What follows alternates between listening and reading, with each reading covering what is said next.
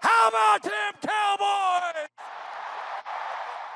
Angry Cowboys fan. Oh, born to battle. Hey, hey, some just means we never sell. America's team through thick and thin. Hey, hey, when the sun shines bright, that's where we win. Angry Cowboys fan. What's going on, Cowboys Nation and angry Cowboys fans around the world? Y'all know who it is. It's your man, the angry Cowboys fan. And Cowboys Nation, today Brian Schottenheimer had yet again another press conference after practice at training camp in Oxnard. So you know your man, the angry Cowboys fan, had to get some jewels and clip those jewels. So I'm going to be coming to y'all with 3 jewels that I clipped from this presser, and you know what we're going to do. We're going to come back and unpack this raw and uncut. So, angry Cowboys fans, let's go ahead and take a listen to the first clip from Brian Schottenheimer during his press conference today. Brian Town Archer of the ESPN. I know you said you've not formulated the game for who's playing and how much, but I'm assuming Barham will be in that mix of guys you want to see. What's excited you about what we've seen on practice from him, and what are you hoping to see from him in the game? Yeah, I think, Jay Sean was good to get him some reps against New Orleans. He's working his way back. The excitement is the physicality. There was a lead play that the Saints actually ran against us, basically a lead down in the A gap, and it was cool to see Jay Sean, stick his face in there and kind of knock the guy back into the runner. Very, very talented young man and a lot of versatility. He can play off the ball, can play on the ball. Again, I have seen him smile a little bit more, which means he's excited to be back. But like I said, I think a week or so ago, he loves football. And he's very, very good at it. So it's nice to have him back along with guys like Devin Moore and all that stuff. A couple things just to note, like guys will be out today. Trigg, Bullard, still out. Limited will be Zion and Blue. And then, we're going to be limit some of the older guys. Terrence Steele's going to get limited a little bit on the Tyler Smith plan. Kenny Clark, a few guys like that. But for the most part, really good day. Should be a great practice, and just being smart with some of those older guys that have played a lot of football. Hey, that's what I'm talking about. If you need to go ahead and limit some of the older guys that are on the Dallas Cowboys, by all means, limit them. We need them for the long haul as opposed to just needing them for training camp. But I am ready to see Jayshon Barham in action. I hope that he's going to be playing in the preseason game against the Arizona Cardinals this Saturday. We got to go down to Arizona to face the Cardinals, and I want all the guys that were drafted this year to be able to play in that game. But Brian Schottenheimer also mentioned a name that I feel is going to be more of a hindrance than a help during the regular season, and that's Terrence Steele. Terrence Steele got some rest today, but at the same time, the front office doesn't need to be resting when it comes to actually getting somebody that could either hang toe-to-toe with him, because Nate Thomas is not really cutting the mustard right now, or getting somebody to replace Terrence Steele altogether. I know people are talking about the edge position and needing an edge or another cornerback, but damn it, we need a tackle in the building as well. But Cowboys Nation, we're going to go ahead and go into the second clip so we can come back and talk about it. Let's go ahead, roll that clip. Yeah, Schotty, the Athletic. Were there any positives that came out of that practice with the Saints when you look back at the tape? Yeah, absolutely. There always is. There's, certainly things that you learn about certain players. There was some, matchups that we felt really good about that we liked, and you always find the positives, but there's always going to be things to correct as well. And then with Von Miller, I know you've only been around a couple days, but when do you think he'll be able to work in practice? He'll work a little bit today. We've been ramping him up, getting him some stuff. I mean, it won't be a lot of reps. He's in a ramp protocol, but I liked what I saw walking off the little talk through we did. John, he was with Easy, talking about some different pass rush techniques and things like that. And there's a very specific plan for him that we're in the very early stages of. Dang, it just cut off like that, huh? Okay, so we're getting used to this, all right? We're getting used to the new digs and doing all this stuff through OBS and not really editing the whole process. But Brian Schottenheimer talked about how Von Miller was talking to D-Easy, Donovan Ezaraku, during training camp, during practice. I'm hoping that Von Miller will be able to get through to Donovan Ezaraku to be able to tell him to cool it down. You know, like New Edition said, cool it now. You know, watch out, because something might go down if you're going to continue to try and throw hands with people, especially during a game in the regular season. But he was also asked, were there anything positives that came out of the New Orleans Saints joint practice with the Dallas Cowboys? And I'll tell you this, Cowboys Nation, yeah, there might have been some positives, but they were definitely overshadowed. They were overshadowed by the fact that there were so many fights that happened, that there was so much fisticuffs that happened during that joint practice. That's what the 3 and 4 letter networks ran with, instead of seeing, you know, C.D. Lamb or George Pickens having a day. Seeing the things that we needed to see was overshadowed by all the rigmarole and all the fights. You know what they say? If you can't beat them up. But let's go ahead and go into this third clip so we can come back and unpack this raw and uncut. Hey, Coach Patrick Walker, DallasCowboys.com. I posed the question to Clayton about Camden Brown. What more, if anything, do you need to see from him over these next 1 or 2 preseason games to kind of that would solidify his role on the 53?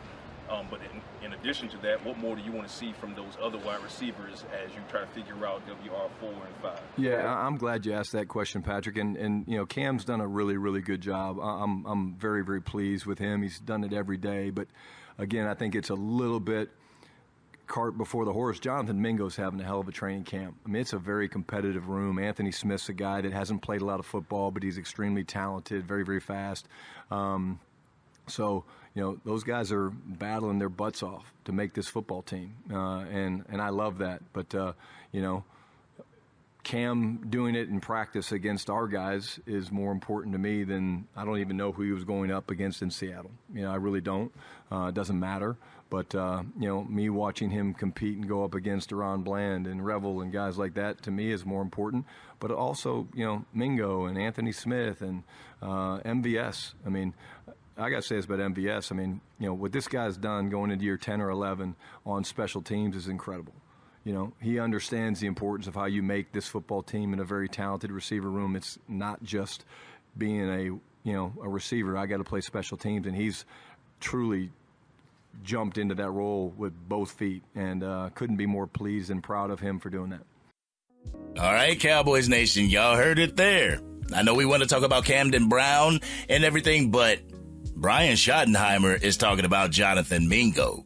I think Brian Schottenheimer really wants this Jonathan Mingo situation to stick, and he's the one that's vouching for him. I don't know if Jerry and Stephen Jones are vouching for him, but there's a lot of vouching for Jonathan Mingo in the building. So you might have Camden Brown be that training camp darling that the Dallas Cowboys end up cutting. But you know what?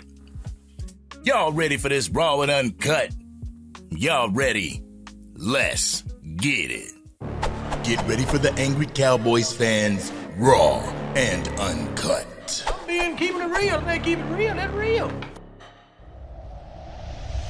All right, Cowboys Nation, first and foremost, how y'all like the digs? How y'all like the surroundings? You know, something that I wanted to do, I wanted to change from the radio station, because every year that I go into the regular season, I have a different backdrop and everything like that. So I wanted it to be something different, something special. I love being at AT&T Stadium and having the videos play, you know, on the big jumbo screen. But I wanted to do something a little different this year, Cowboys Nation. So y'all let me know in the comment section which one you like more. Do you like this one more? Do you like the radio station more? Or do you like the AT&T Stadium backdrop more? Y'all let me know in the comment section. But this whole press conference by Brian Schottenheimer, it told us a couple things. It told us a few more new things when it comes to the people on the roster. How Jayshawn Barham is coming back from that scary groin injury. I know it wasn't a full groin injury, but at the same time, it's scary, especially with injuries happening around the league. When they're happening with the San Francisco 49ers, you see people, key pieces that are going to be missing a portion of the regular season, and we cannot afford that on any side of the ball for the Dallas Cowboys. But Brian Schottenheimer also talked about that New Orleans Saints joint practice with the Dallas Cowboys, and I'm going to keep it a buck, Cowboys Nation. I feel that was really a fruitless endeavor for the Dallas Cowboys.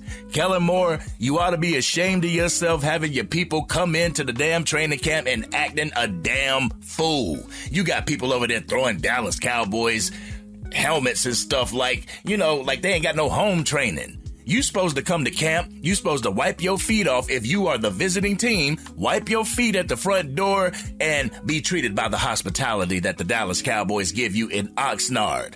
But I'm going to keep it a buck. I think Kellen Moore told his people to be just crazy, to go in there like they ain't got no damn sense because of what the Dallas Cowboys, more importantly, what Mike McCarthy did to Kellen Moore. And I'll keep it a buck. I've said this before and I'll say it again. I'm kind of glad that Kellen Moore didn't become the head coach for the Dallas Cowboys, because you would have had Cowboys players acting the way that New Orleans Saints players were acting during that joint practice. We cannot have it, Cowboys Nation.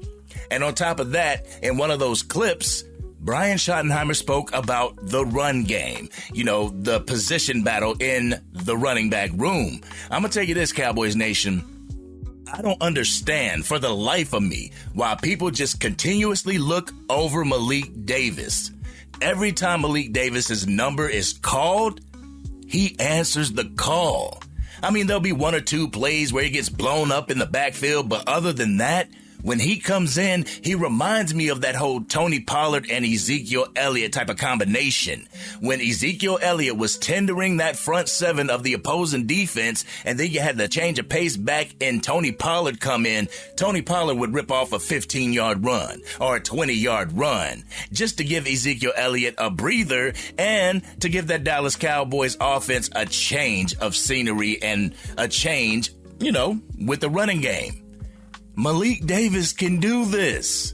Obviously, you got Javonte Williams at the running back 1 position, but that running back 2 and that running back 3 position is going to be up for grabs. And the way it keeps sounding is that Jadon Blue is not going to be that running back 2, even though Brian Schottenheimer and a number of people in the Cowboys orbit want him to be that running back 2.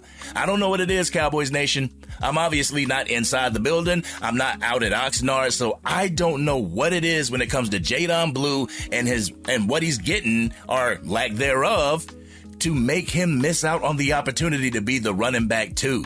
The brother has speed. He has speed like Avante Turpin. But the one thing that I wonder about him is, does he have that running back vision?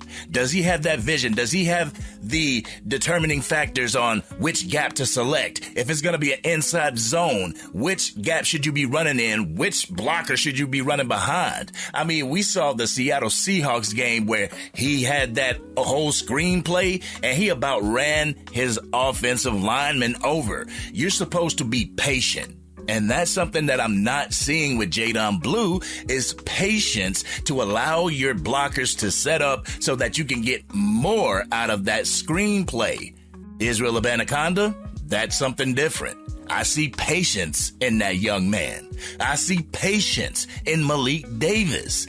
I see Javonte Williams being the RB1, tenderizing the front seven of the opposing defense, but then having your change of pace back coming in the game and Malik Davis getting extra yardage. And hey, if you need somebody else to tenderize the defense, you would have Israel Abanikanda or Phil Maffa to fill that role. If you really want to get jiggy with it,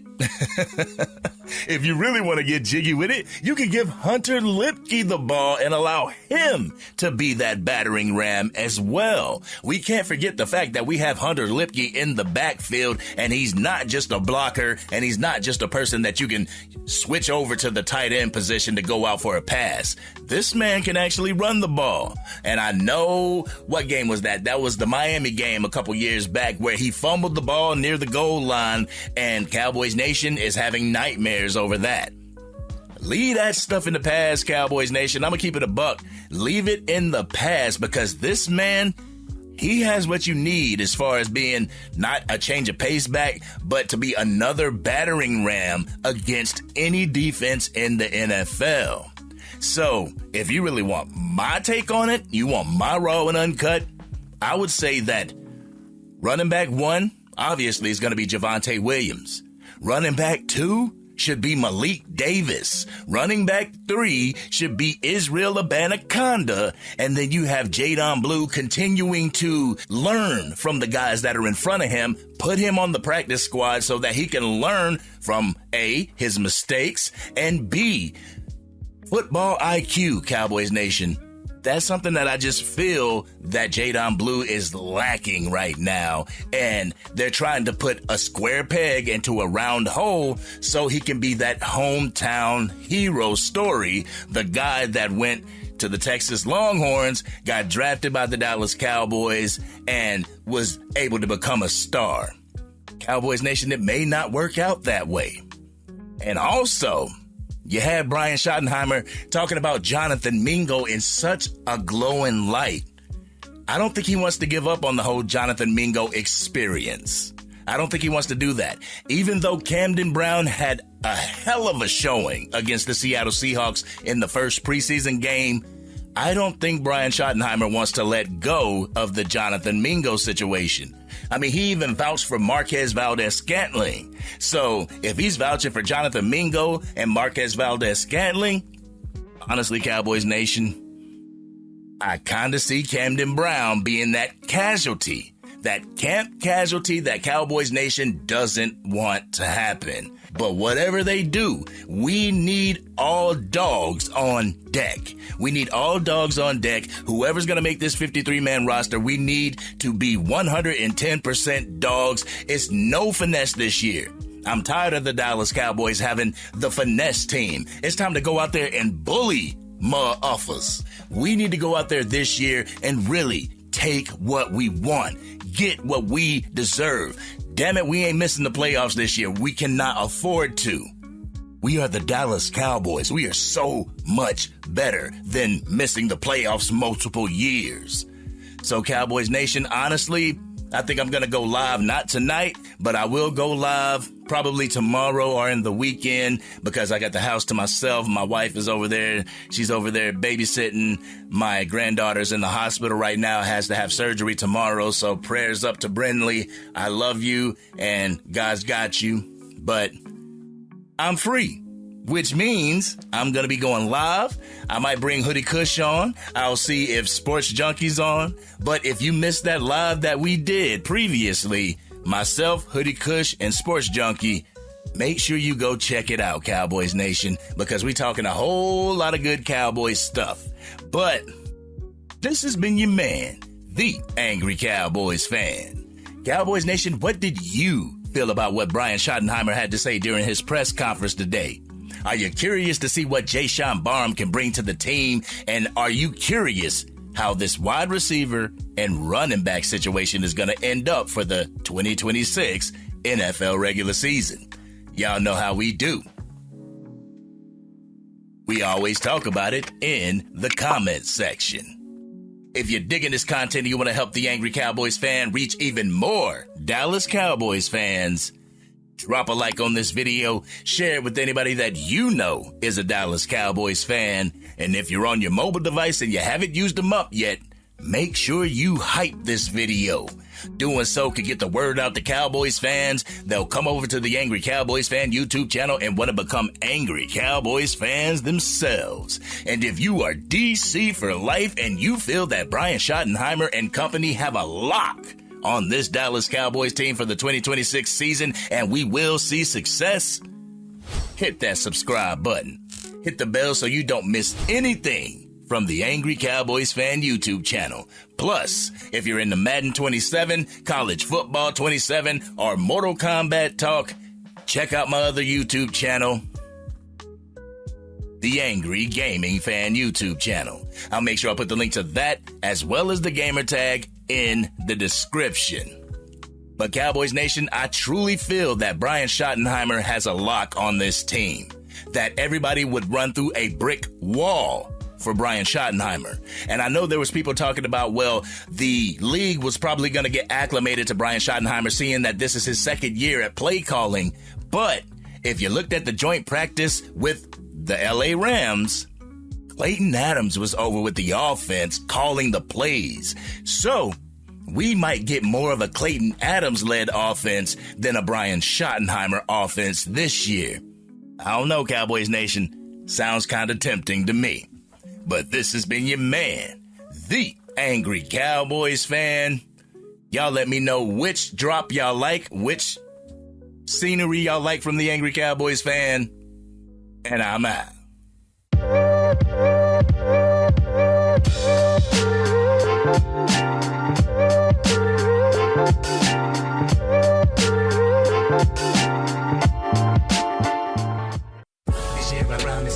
Dang, Angry Cowboys fan, you done made it through the entire video. But if you want more content, you can definitely go to this video right here. Or if you want the latest episode of the Angry Cowboys fan podcast, you can go right here. But whatever you do, like, share, and subscribe to the channel, but remain DC for life.